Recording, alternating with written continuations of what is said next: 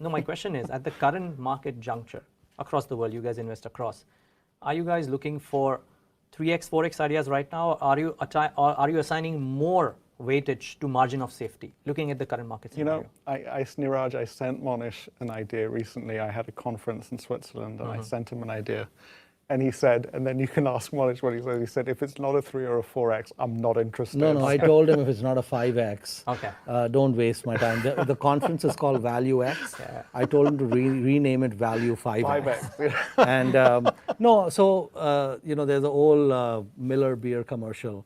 It tastes great and it's less filling. One of the things about investing is there is such a thing as a free lunch.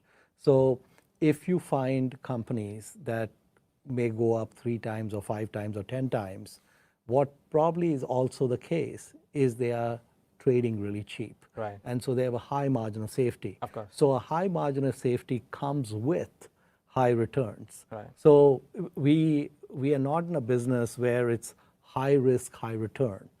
If you follow value investing, this is a business which should be low risk and high return. Okay. And so there are 100,000 stocks around the world. Our job is to sit on our ass and do nothing for long periods of time.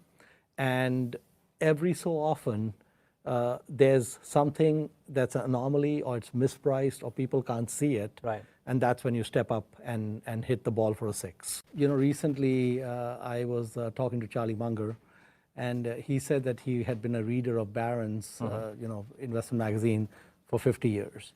And in 50 years of investing, reading Barron's, after 50 years, he made one investment that he found in Barron's. So that's 2,600 issues, and probably at least 10 stock recommendations in each issue, something like 26,000 stock recommendations. So he let 25,999 go for 5 decades. Wow. And then what he did was he put a small portion, I think he found an anomaly, and put about 10 million or so into this auto parts company in 2001, made about 8x on it. So the 10 million became about 80 million in about 3 years. It went up another 3 times after that, but he'd sold. Then he gave the money to Li Lu, who manages some of the Munger money, and Li Lu converted it to about 500 million now. So in 2001, Mr. Munger, who was already a billionaire, takes a small bit of money, about 10 million, and makes this single bet based on 50 years of reading a newspaper. And that in the last 16 years is a 50 to 1. Yeah. 50 to 1, quite amazing. Yes. So now what are the lessons from there? The single most important skill that an investor can bring to bear is extreme patience. Right. So even though I talked about India needing a paint job, you need to be the kind of person who loves to watch paint dry. And so if you are a person who loves to watch paint dry, this is the business for you. Okay. So one needs to be a gentleman of leisure, right, reading all the time, and looking for anomalies. Sure. And the thing is, the anomalies may not show up in 2017 or 2018 or in 2019. But the idea is, if you study 4,000 businesses in India, and you spend 5 or 10 years doing that, you've got enough time to do it. There's no time urgency. And then you make 3 or 4 bets.